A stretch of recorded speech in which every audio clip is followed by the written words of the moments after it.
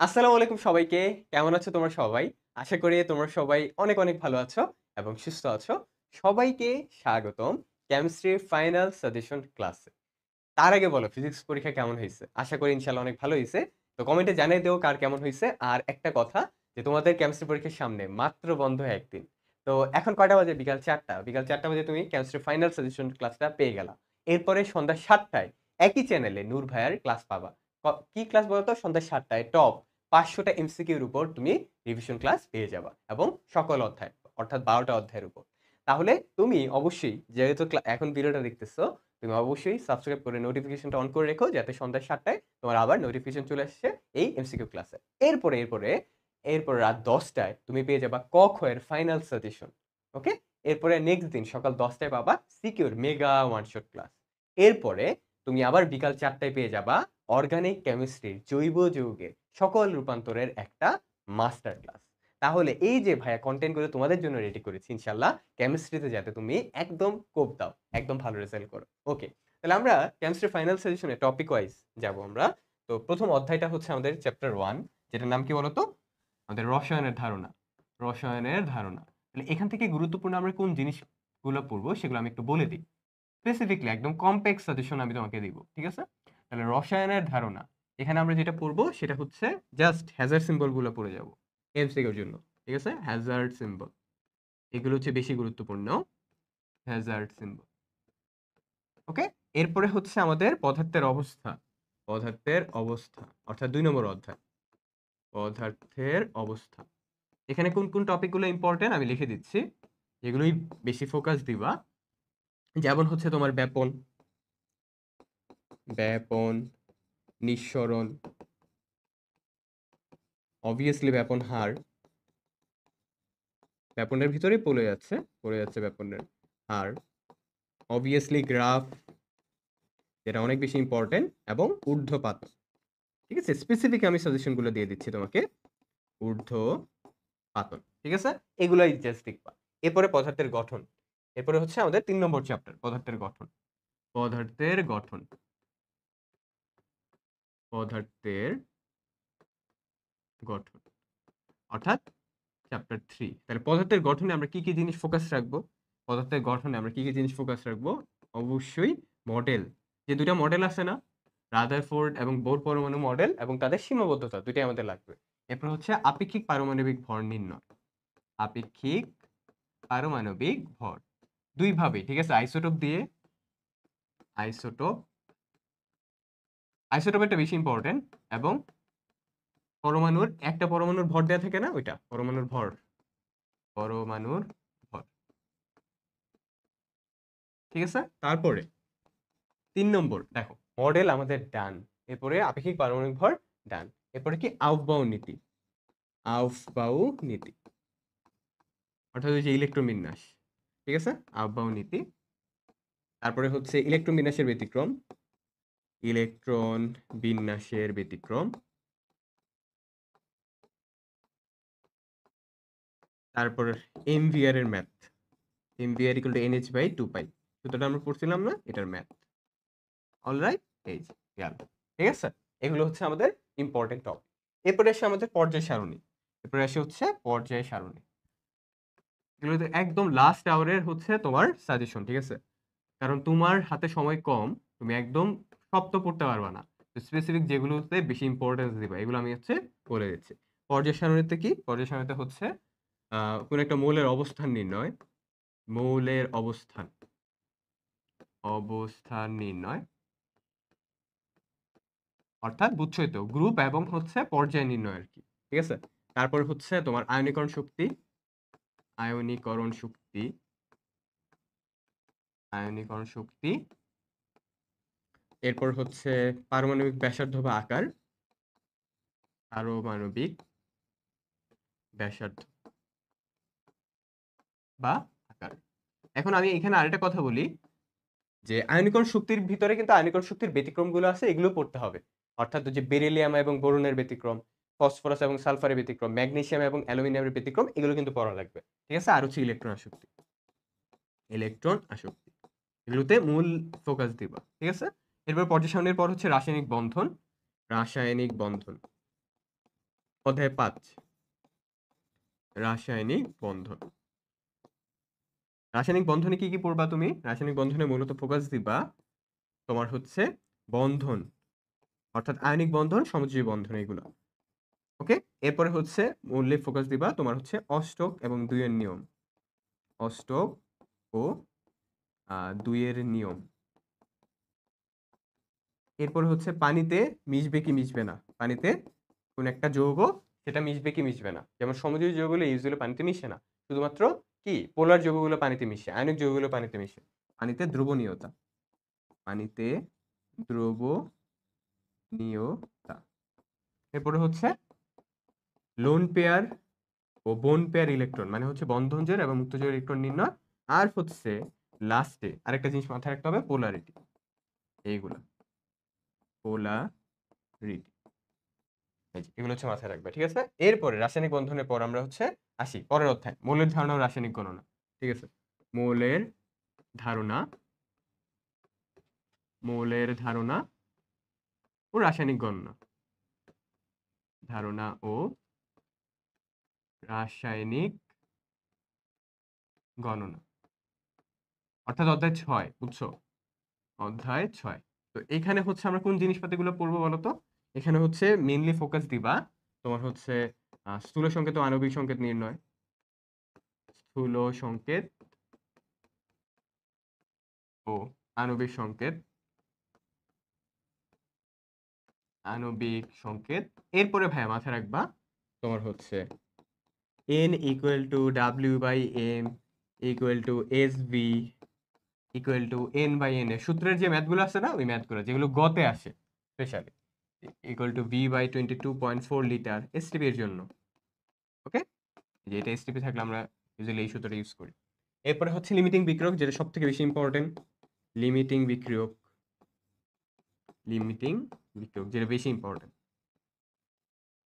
ঠিক আছে, লিমিটিং বিক্রিয়ক থেকে আসতে পারে কোনটা অবশিষ্ট আছে অথবা মিশ্রণের প্রকৃতি কি। ঠিক আছে, এটা মেইনলি হচ্ছে মিশ্রণের প্রকৃতি, মিশ্রণের প্রকৃতি, মিশ্রণের প্রকৃতি। এবং মাঝে মাঝে বলে যে ওই মিশ্রণ থেকে কতটুকু লবণ উৎপন্ন হয়, লবণ উৎপন্ন হয়, লবণ উৎপন্ন হয় কতটুকু। ঠিক আছে, এই যে কতটুকু, কতটুকু, এটা মাঝে মাঝে আসে। ওকে, আর লাস্ট আরেকটা, এটা ইম্পর্টেন্সটা অত বেশি না কিন্তু আসতে পারে। ঠিক আছে, ওটা হচ্ছে এনএলআর এর ম্যাথগুলা। ঠিক আছে, এনএলআর এর ম্যাথগুলা, ওই যে তোমার হচ্ছে যতটুকু উৎপাদ দরকার ততটুকু উৎপাদ আমি পাই নাই কেন, তারপর হচ্ছে 100% বিশুদ্ধ কিনা, ওই টাইপের ম্যাথগুলো। এটা একটু লেস ইম্পর্টেন্ট। ঠিক আছে, আচ্ছা, মূলত হচ্ছে এই তিনটাই ইম্পর্টেন্ট বেশি, এই তিনটাই হচ্ছে বেশি ইম্পর্টেন্ট। ওকে, এরপরে এরপরে হচ্ছে রাসায়নিক বিক্রিয়া, রাইট? রাসায়নিক বিক্রিয়া, রাসায়নিক বিক্রিয়া থেকে ইম্পর্টেন্ট আসলে বলা যায় কি, জারণ বিজারণ, তাই না? জারণ বিজারণ বেশি ইম্পর্টেন্ট। রাসায়নিক বিক্রিয়াতে ইম্পর্টেন্ট কি, জারণ বিজারণ, মূলত জারণ বিজারণ, জারণ বিজারণ, লাসা তেলিয়ার নীতি, লাসা তেলিয়ার নীতি। আর কিছু স্পেসিফিক বিক্রিয়া যেমন হচ্ছে প্রশমন, প্রশমন বিক্রিয়া, প্রশমন, তারপর হচ্ছে অধঃক্ষেপণ, অধঃক্ষেপণ, আর হচ্ছে প্রশমন, অধঃক্ষেপণ, আরেকটা হচ্ছে ওই যে পানি বিশ্লেষণ বা আদ্র বিশ্লেষণ, এটা বেশি ইম্পর্টেন্ট। আর সংযোজন সংশ্লেষণ মাঝে মাঝে আসে, কিন্তু এইগুলো বেশি ইম্পর্টেন্ট। ঠিক আছে, এই যে এগুলো। তাহলে এরপরে আসি রসায়ন ও শক্তি, অধ্যায় 8, রসায়ন ও শক্তি, রসায়ন ও শক্তি। তো এটা হচ্ছে আমাদের অধ্যায় 8, খুবই গুরুত্বপূর্ণ একটা অধ্যায়। এখান থেকে হচ্ছে মেইনলি ইম্পর্টেন্ট হচ্ছে ডেলএইচ, ডেলএইচ।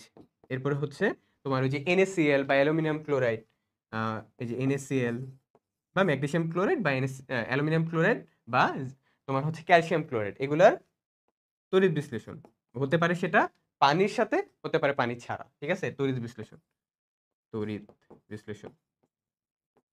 এর সাথে হচ্ছে তোমার গ্যালভানিক কোষ, গ্যালভানিক কোষ। ঠিক আছে, এই যে গ্যালভানিক কোষ, গ্যালভানিক কোষ গেল। এরপরে হচ্ছে অধ্যায় 9, আমার হচ্ছে অধ্যায় 9।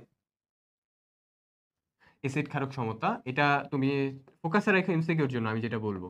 ফোকাসে রেখো মূলত এমসিকিউর জন্য এসিড ক্ষারক ও সমতা। এখান থেকে পিএইচ এর ম্যাথগুলো খুব একটা আসে না, বুঝছো? কিন্তু আমার মনে হচ্ছে যে এবার দিতে পারে কোনো জায়গায়, হয়তোবা দিতে পারে, ঠিক আছে? পিএইচ এর ম্যাথগুলো হালকা একটু দেখে যে। এরপর হচ্ছে আয়ন শনাক্তকরণ। আয়ন শনাক্তকরণ মানে কি বলতো? ওই যে কপার 2 প্লাসের কালার কি? যেমন হচ্ছে নীল, তারপরে হচ্ছে Fe2 প্লাসের কালার কি? তারপর ওই যে যেমন সবুজ, তারপর Fe3 প্লাসের কালার কি? লালচে বাদামি, অ্যালুমিনিয়াম 3 প্লাসের কালার কি? ওটা আয়ন শনাক্তকরণ। আয়ন শনাক্তকরণ। এরপরে হচ্ছে তোমার ওই যে স্থায়ী ক্ষরতা, অস্থায়ী ক্ষরতা। এখান থেকে এমসিকিউ আসতে পারে। এসিকিউতেও ইম্পর্টেন্ট এটা। স্থায়ী ক্ষরতা, অস্থায়ী ক্ষরতা, অস্থায়ী ক্ষরতা, এইগুলা। আর অবশ্যই পিএইচ এর মানও, ঠিক আছে? মানও পিএইচ এর মান বলতে ওই যে ত্বকে পিএইচ এর মান কত, মূত্রের পিএইচ এর মান কত, ওইগুলো, ঠিক আছে? স্থায়ী ক্ষরতা আর অস্থায়ী ক্ষরতাটা আমরা দেখব। গেল। এরপর হচ্ছে অধ্যায় 10 ধাতু অধাতু, ধাতু ও অধাতু। এখানে একটা কথা বলে দিই। এখানে হচ্ছে ধাতু অধাতুতে তুমি মূলত ধাতু অধাতুতে কি দেখবে বলতো? ধাতু অধাতুতে আমরা যেগুলো ফোকাসে রাখবো সেগুলো হচ্ছে তোমার আকরিকের সংকেতগুলা এবং নাম। আকরিকের সংকেত ও নাম। সংকেত ও নাম। আর মূলত এখান থেকে কোশ্চেন যেটা আসে তোমার হচ্ছে যে অ্যালুমিনিয়াম অক্সাইডটা আছে না, Al2O3.2H2 মানে বক্সাইড, এর ওই যে রাসায়নিক পদ্ধতিতে ঘনীকরণ, এবং ওইটা অনেক ইম্পর্টেন্ট রাসায়নিক পদ্ধতি। আর হচ্ছে তোমার এটা আছে সালফাইড যুক্ত আকরিকের ঘনীকরণ, এটাও ইম্পর্টেন্ট। আর আরেকটা যেটা বলবো আমি, যেটা না বললেই নয়, সেটা হচ্ছে তোমার ওই যে আমরা সালফিউরিক অ্যাসিড উৎপন্ন করি না, ওইটা ইম্পর্টেন্ট। কার্বন বিজারণ ইম্পর্টেন্ট। কার্বন বিজারণ পদ্ধতি আর সালফিউরিক অ্যাসিড H2SO4 কিভাবে আমরা উৎপন্ন করি। নিরোধকটাও ইম্পর্টেন্ট। খ নম্বর কোশ্চেনের জন্য নিরোধকটা খুব ইম্পর্টেন্ট। ওকে, এরপরে ভাইয়া, এরপর হচ্ছে আমরা অধ্যায় 11তে যাই। অধ্যায় 11তে আমরা অধ্যায় 11টার নাম কি? জৈব যৌগ, তাই না? জৈব যৌগ, জীবাশ্ম জ্বালানি, জৈব যৌগ। এখানে আমরা কি পড়বো? এখানে আসলে ইম্পর্টেন্ট একটাই, রূপান্তর, ঠিক আছে? কি?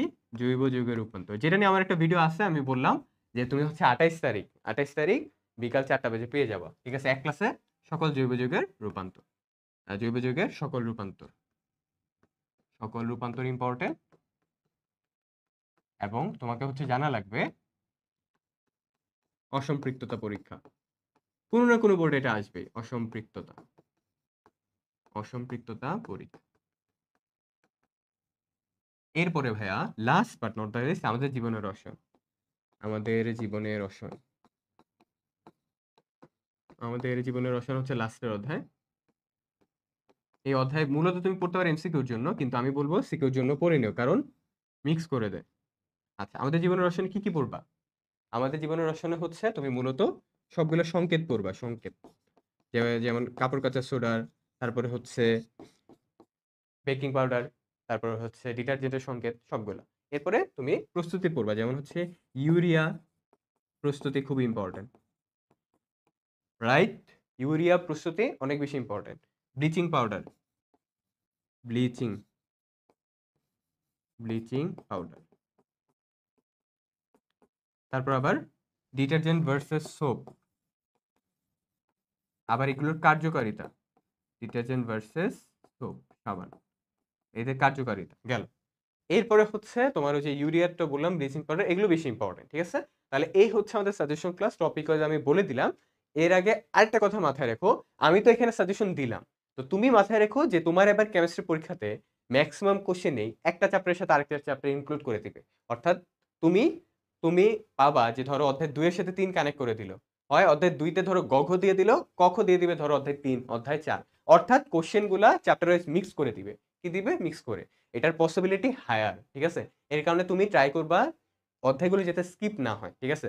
সিকিউর জন্য পড়লা স্পেসিফিক, ঠিক আছে? ক খ এর জন্য যাতে সব অধ্যায় তোমার পড়তে হয়, ঠিক আছে? এগুলো অবশ্যই মাথায় রাখতে হবে। আবার বলি, চ্যাপ্টার কিন্তু একটা আরেকটার সাথে মিক্স করেই কোশ্চেন করবে এবার। কিন্তু বেশিরভাগ সময় এটা দেখা গেছে এবার। ঠিক আছে? তো এটা নিয়ে কিন্তু তোমার কনসার্ন থাকা উচিত। তাই খেয়াল রাখতে হবে কোন অধ্যায় যাতে স্কিপ না হয়। ঠিক আছে? এভাবেই তোমার হচ্ছে পড়তে হবে। ঠিক আছে? তাহলে এই ছিল ফাইনাল সাজেশন ক্লাস। তো পরবর্তীতে হচ্ছে আমরা ফাইনাল সাজেশন ক্লাসের পরে তোমার হচ্ছে তুমি ৭ টার দিকে, ঠিক আছে? ৭ টার দিকে তুমি পেয়ে যাবা কি বলতো? ৭ টার দিকে তুমি পাবা এমসিকিউ ওয়ান শট ক্লাস, ওটা করে নিও। ওকে? তাহলে দেখা হবে ওই এমসিকিউ ওয়ান শট ক্লাসে। আল্লাহ হাফেজ। আসসালামু আলাইকুম।